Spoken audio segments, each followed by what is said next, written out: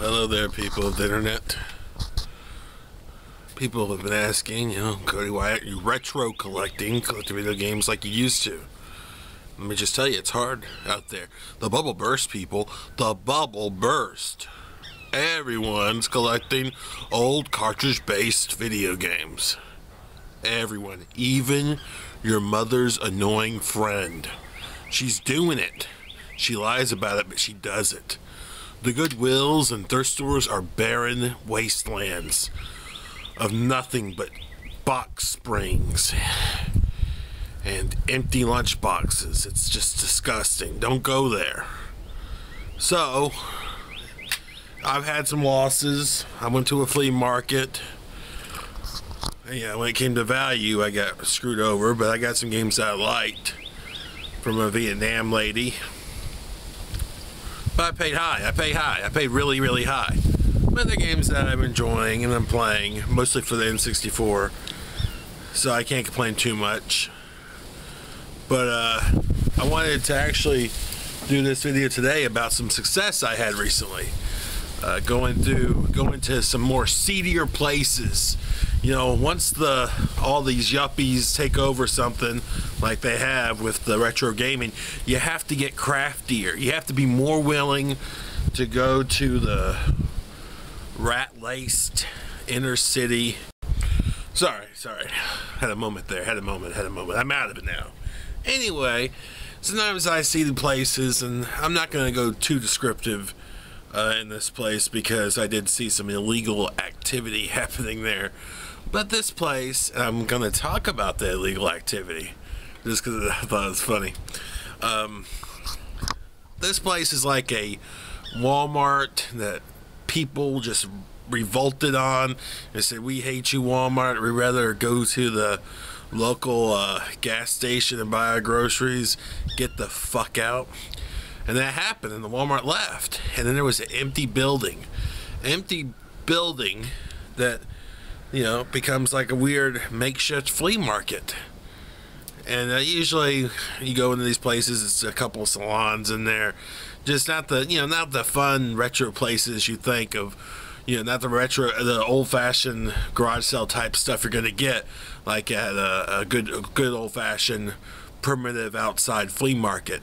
But I went there and I actually found a booth that had newer games and a few old games in a case, and I asked about them, and the guy said he'd be a minute. He was seeing someone else, and I looked at there. I got kind of happy because I saw some stuff that I wanted, some stuff that's worth a good pretty sum, because I am selling some. I have become a reseller of sorts, trying to fund a trip I'm taking. Trust me, after the trip's over and I'm back in a good money flow situation, I probably won't be selling much anymore. I'm a collector. I collect a lot of stuff. But, some stuff I could flip over and make some money off of. And when he got to me, he started looking at the stuff. And he laid everything I wanted up on the display case after I sorted through it. And, he took one item, and I have it over here. And he got out his phone and he started looking it up. I'm like, oh, fuck. The jig is up. I'm not going to get a good price on this game because he's looking it up on Amazon or eBay or whatever. And he's going to tell, pay me that. So he looks it up and he says, well, this is worth, at the cheapest used, like $30 on Amazon. And I said, okay. So I mean, is that your price? I'm just waiting. The tension's filling the room. And he says, but I'm going to sell it to you for $10. Like, that seems fair. I mean, what else can I say? It's more than fair. So, this is that game I got. Pokemon Fire Red. $10. And I do believe it's real, because there's a triangle, there's a rectangle there. And some people say that means it's real. Maybe it's fake. Can you tell me if I got fucked? Everything else was just $2.50. I did get some stills in that way too, because this one's not crazy good, but Mischief Makers is worth like $12. And I actually got Road Rash, which is worth like 17. The funny part though, I was thinking, yeah, I'm gonna put Road Rash up on Amazon, quick sell, get rid of it. And I tested all the games, and I started testing it, and I started playing it, and I really had too much fun, and I can't sell it. It was too much. The game is fucking fun. Maybe if I get another copy. But it's actually a really fun game. Just the racing elements and just getting beside someone and hitting them while they're on a motorcycle. It's really button mashing madness at its best. So yeah. So that was a pretty good score. I was back in the good graces, back in the swing. I was feeling happy. Some more games I got. Put these out here. I went to this one place and they had like a N64 under glass. Like it's, I don't see. Yeah, I started going. So I'm going to the ghetto-ish flea markets. Oh, I didn't tell you about the illegal activity. While I was waiting there to get some, my brother ran and got some change because they wanted the exact change. You know, I had a large bill and he just, you know, would rather give me dollars back than change because he was short on change and he needed change. So anyway, I waited there by the counter, and this guy comes up and just looks at him and says, I want some movies. And, you know, he's like, well, all around you are movies. Or he said, no.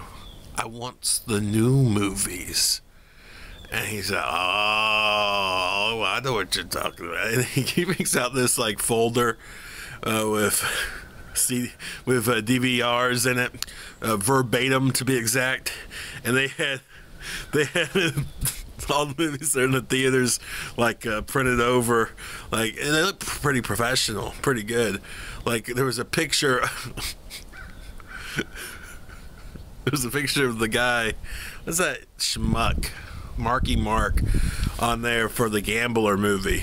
It was only like $2, and you could buy screeners of movies that are out now. I just thought it was wild. It's just the whole thing is like, I want the new movies. I like it. So now me and my brother just keep on, you know, saying that back and forth. It's become a thing. We've made it a thing. Show me your new movies. Alright, so I'm going to give you some time right now to adjust. This is going to be my talking voice, so turn it up or down. This is a different camera. My other camera got filled up. Yeah. So some games there. These people were nice. They weren't mean like some other people have been. Toy Story 2. It's worth about that. It's worth about $6.99. So, not a lot of profit there. Mario Golf. We're doing a bit better now, Cody. That's worth about $12. Donkey Kong 64. Worth about 20. And last but not least, my favorite version, Mario Kart 64, which goes for around 25 at the lowest. I've seen it for 33. It jumps around a lot. I mean, it's a nice little copy. So then right down the road, I went to another pawn shop. I bought some NES games I did not have. I will show them in my lap accordingly. At the pawn shop, they said all games $3. All the Nintendo games. I stalled and took my time because I'm a bit OCD when it comes. I should go further. My arm gets tired though. I'm a little OCD. It took me longer. He actually gave me a discount because he thought I was negotiating. He thought I was playing hardball because I was taking so long. Mag Max. Looks like a delightful space shooter. I don't know. Destination Earthstar. Rhino Games. Good company. I remember Rhino Games. Rollerball. And Vegas Dream by Hal. The same people that brought you Kirby. Who knows? Who knew he had such a bad gambling habit? Can you imagine Kirby just playing the slots? Cigar needs to be freshened.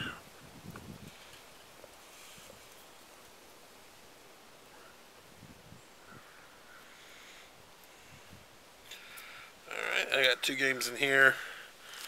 Dr. Mario. This was a bit of camouflage, because I saw what the 3 games I saw, I put with some clunkers to kind of throw them off the trail that I was as smart as I am when it comes to Game Boy games.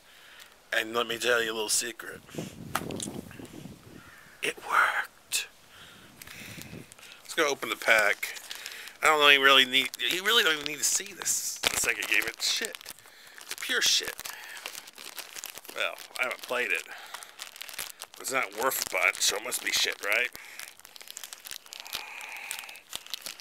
Oh, God. Alright. Powerpuff Girls Battle Hymn. This is the game for Bubbles. See, I thought this was cool. They made a trilogy, so they made a game for each of the girls. So Blossom has a game, and Buttercup has a game. And this is Bubbles. Bubbles is Battle Hymn. And yeah. I mean, that's fucking awesome. It's kind of cool. I don't know how they executed it. I just thought that was a cool gimmick. Alright. And Dr. Mario, like the dirtiest, cruddiest Dr. Mario you ever seen. You worked good as camouflage, my good game. It just looks like a grassy knoll. You throw this grassy knoll over and you're able to shoot some ducks out of the sky. Because let me tell you, I shot some ducks out of the sky. Watch this flip minnow footage. Maybe the worst footage I've ever seen. It's just nothing but sick cancer upon the earth. Alright, so this is where the cool stuff comes in, because I got Pokemon Silver. Bam. Then I got Pokemon Red. Bam. Can you help me make sure it's authentic? Isn't? Gosh. Wind. My little sack. My little sack's gone. Dr. Mario came in that little baggie, like he is the drugs that he prescribes.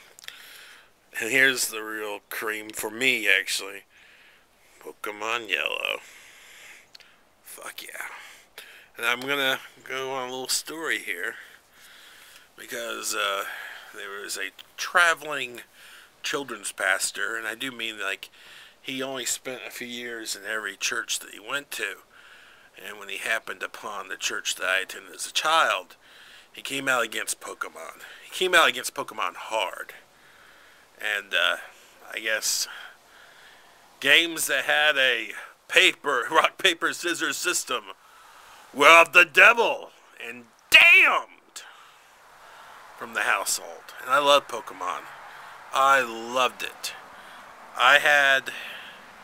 Burger King had this great promotion where they give a Pokeball that also was kind of like a keychain, had a little hook on it, and had a Pokemon inside. And I had about like 32 of those bad boys. I was eating a bunch of big kids' meals. And I was having a blast, and they all had to go in the trash.